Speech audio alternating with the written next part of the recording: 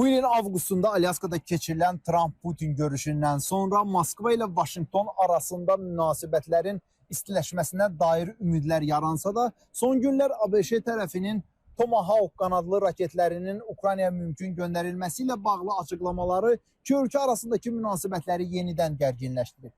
Tomahawk mövzusu hətta Rusiya hakimiyyəti daxilində Vaşinqtonla münasibətlərin inkişaf perspektivlərinə dair fikir ayrılığı da yaradıb. Belə ki, Kreml ilə Rusiya Xarici İşlər Nazirliyi arasında Alyaska görüşünün nəticələri ilə bağlı ictimaiyyətə bir-birinə zid məlumatlar verilib. Rusiya Xarici İşlər Nazirinin müavini Sergey Ryabkov Alyaska görüşündən sonra Ukrayna nizamlanması ilə bağlı ABŞ ilə əldə olunan razılaşmaların impulsunun tükəndiyini açıqlasa da, Putinin köməkçisi Yuri Ushakov onu təksib edərək Ankoricin impulsunun tükəndiyi barədə iddiaların kökündən yanlış olduğunu söyləyib. Kreml rəsmisi Alyaskada əldə olunan razılaşmaların sülhdə maraqlı olmayan Avropalılar və Kiyev tərəfindən bəyənilmədiyini bildirib.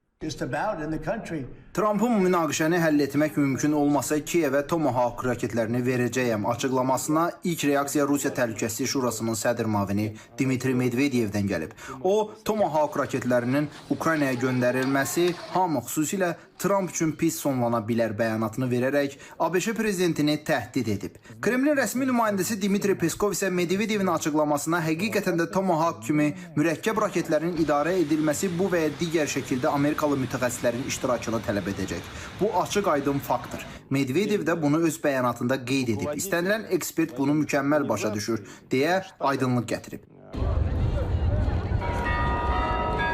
Rusiyada hesab edirlər ki, Trump'ın son bəyanatı konkret siqnal və ya təzyiq cəhdi deyil. Onun qətiyyətli münasibətinin nümayişidir. Bu, Rusiyaya təzyiq vasitəsi kimi də qiymətləndirilə bilməz. Надо сказать, что президент Трамп славится своей непредсказуемостью.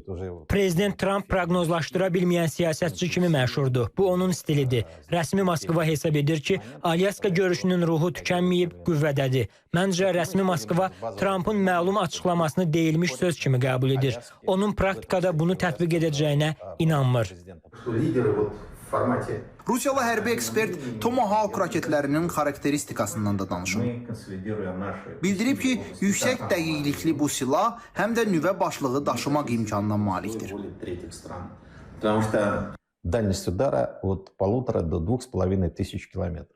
Tomahawk raketlərinin zərbə məsafəsi 2500 kilometrə qədərdir. Bu raketlər olduqca çətin hədəfdir. Rusiyanın arsenalında olan silahlarla bu raketi vurmaq olar. Burada əsas nüans Tomahawk raketlərinin ikili təyinatlı olmasıdır.